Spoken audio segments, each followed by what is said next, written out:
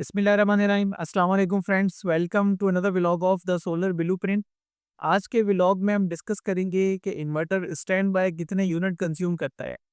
ये व्लॉग हमने गुज़िश्ता रोज़ भी अपलोड किया था, लेकिन उसमें हमने एक संगीन गलती की थी जिसकी निशानदेही हमारे सब्सक्राइबर्स ने की, यूट्यूब पे की और फेसबुक पे की। दोनों जगहों पे हमारे सब्सक्राइबर्स ने हमें बताया कि हमारी कैलकुलेशन में मिस्टेक है। देन वी रियलाइज़ कि वाक़ई हमने गलती की है और थोड़ा-सा फ़ॉर्मूला जो है वो हमने गलत लगा दिया था।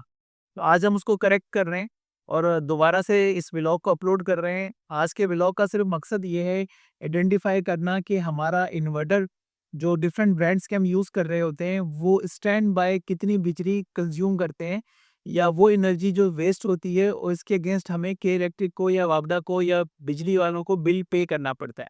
तो सबसे पहले डिस्कस करते हैं इन्वेरेक्स के इन्वर्टर नाइट्रॉक्स को, जो कि सबसे आइडियल है, स्टैंड बाय कंज़प्शन उसकी सबसे कम है।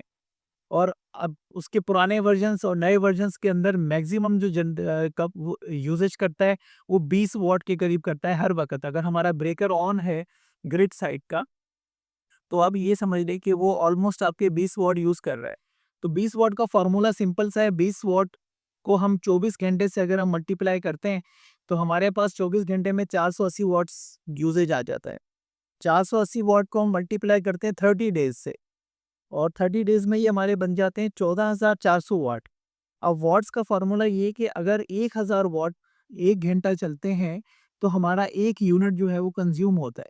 तो हम इसको डिवाइड करेंगे 1000 वॉट से, तो टोटल जो हम लोड यूज़ कर रहे हैं 1 महीने में, वो बन रहा है 14,400 वॉट।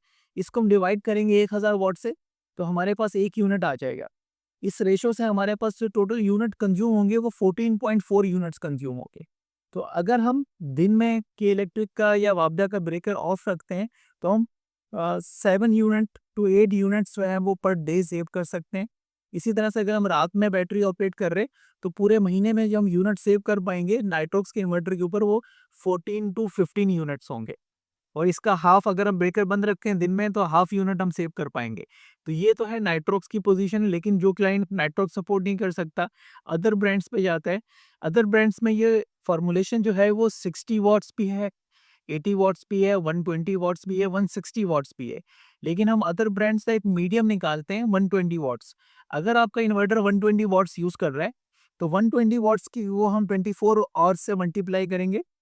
तो 120 वॉट्स 24 आवर्स अगर हम यूज़ करते हैं, तो ये टोटल हमारे बनते हैं 2880 वॉट। 2880 वॉट को हम मल्टीप्लाई करेंगे 30 डेज़ से, तो हमारे पास टोटल वॉट्स आ जाएँगे अ, 86,400 वॉट्स। 86,400 वॉट्स को फिर हम दोबारा डिवाइड करेंगे 1000 वॉट्स से, कि हमारे पास यूनिट कैलकुलेशन आ जाए। तो हमारे पास टोटल 1 महीने में यूज़ होने वाले यूनिट्स का रेशो बनता है 86.4।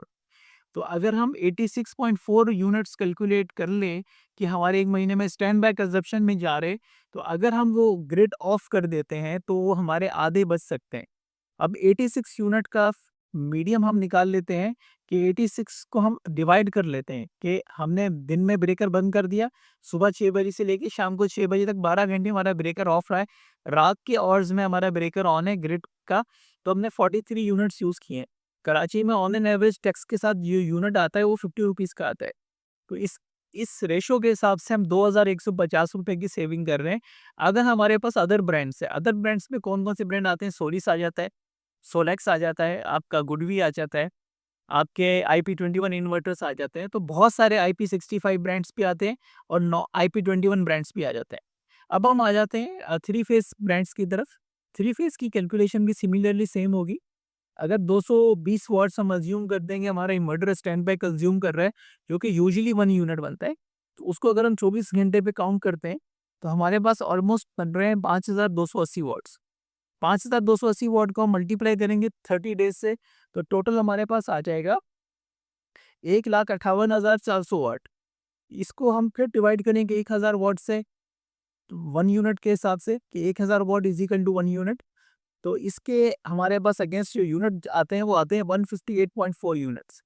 तो अगर तुम्हारा बड़ा इन्वर्टर यूनिट लगा हुआ है और वो आपका 220 वॉट्स के करीब कंज्यूम कर रहा है स्टैंड बाय इलेक्ट्रिक, तो आप समझ सकते हैं कि हमारा 158 यूनिट जो है वो कंज्यूम कर रहा है। और अगर दिन में हम ब्रेकर बंद कर लेते हैं, तो 158 को अगर हम 2 से डिवाइड करेंगे तो ऑलमोस्ट 79 टू 80 यूनिट्स कंज्यूम कर रहा है, और कराची की बिलिंग के हिसाब से ये ऑलमोस्ट 4000 रुपये बनते हैं, जो 50 रुपये पर यूनिट की बिलिंग आती है। तो अगर हम दिन में ब्रेकर बंद कर लेंगे तो 8000 रुपये के करीब, मतलब रात और दिन दोनों अगर हम मिला लेते हैं, बैटरी हमारे पास है, तो हम ऑलमोस्ट 8000 रुपये के करीब जो है वो सेविंग कर लेंगे। अदरवाइज़ हमें ये वो पैसे हैं जो हमें फ्री फंड में के इलेक्ट्रिक को, वापडा को या ग्रिड वालों को जो है वो पे करने पड़ेंगे। तो आप अपने सिस्टम अगर बैटरी के साथ ऑपरेट कर रहे हैं, सर्दियों के दिनों में आप अपना ब्रेकर बंद रख के मैक्सिमम सेविंग की तरफ जा सकते हैं। और अगर आप नहीं भी करना चाहते तो ये इतना, मतलब छोटे इन्वर्टर्स के ऊपर इतना बड़ा अमाउंट नहीं बनता। 1000, 1500 या 2000 रुपए के अंदर का अमाउंट बन रहा है। तो ये ज़्यादा भी नहीं है और कम भी नहीं है। लेकिन अगर आप सेविंग करना चाहते हैं तो आप सेविंग कर सकते हैं। Thank you so much friends for watching today's video. अगर आप इसमें भी कोई गलती है तो आप हमें आइडेंटिफाई कर सकते हैं। Thank you so much.